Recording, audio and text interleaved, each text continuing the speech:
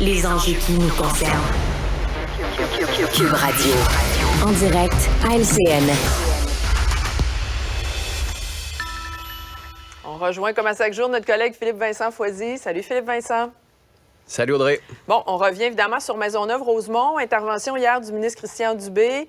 On a évité la démission d'infirmières. L'urgence a pu rouvrir au cours de la nuit dernière, mais ça reste des solutions temporaires. Là. En bout de ligne, on n'a pas réglé le problème de fond. Non, on a comme mis un peu d'eau sur le feu, là, mais il y a encore de la braise. Fait qu'il va falloir faire attention pour pas que le feu reprenne.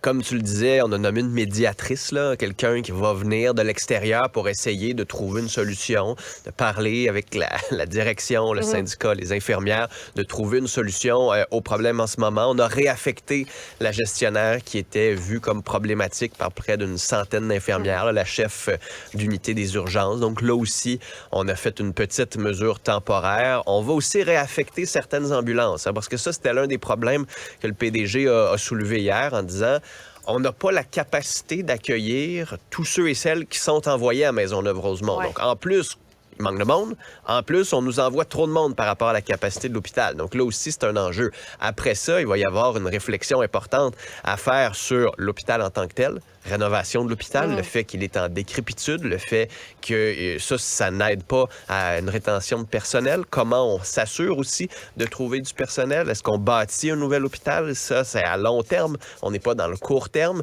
Puis, Audrey, je vais arriver avec une proposition un peu peut-être bizarre, audacieuse, ou je sais pas trop comment vous la qualifierez, mais je pensais à ça hier. Je me disais, les camionneurs ne peuvent pas conduire plus qu'un certain nombre d'heures avant d'être obligés de retourner à la maison ou d'arrêter le camion, de dormir. Ils sont obligés de dormir, sont obligés d'arrêter le camion avant de pouvoir reprendre le travail.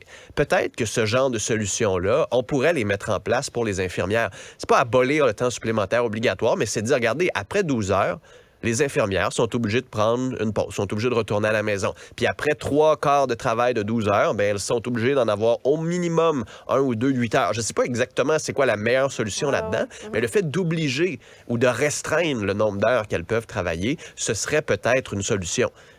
C'en est une. C'est peut-être pas la meilleure, mais au moins, j'espère qu'on va pouvoir amener des solutions beaucoup plus concrètes. Parce que là, on parle juste de primes. Le gouvernement ne veut pas donner plus de primes. Les primes qu'on a données ne semblent pas fonctionner et être suffisantes. Là, il manquait encore la moitié des infirmières hier, là. Ben oui. 12 sur 24. Non, puis au quart de nuit, il y a à peu près 30 des postes qui sont pourvus. À un moment donné, c'est un énorme problème. Puis on va pas se mettre à donner des primes d'éloignement pour ceux et celles qui travaillent à Maisonneuve-Rosemont. Je veux dire, c'est l'Est de Montréal, là. C'est pas le Nunavut, là. Fait qu'à un moment donné, là aussi, l'argent n'est peut-être pas suffisant et ça va prendre d'autres règles, d'autres mesures beaucoup plus concrètes. Ça tombe bien, on est en renégociation de convention collective. Oui, ça va prendre des solutions, effectivement. Par ailleurs, on va parler du chef conservateur, Pierre Poilievre, qui était de passage dans la région de Québec. Et il a attaqué Justin Trudeau là, sur le troisième lien. Il s'est prononcé, a dit qu'il était en faveur du troisième lien.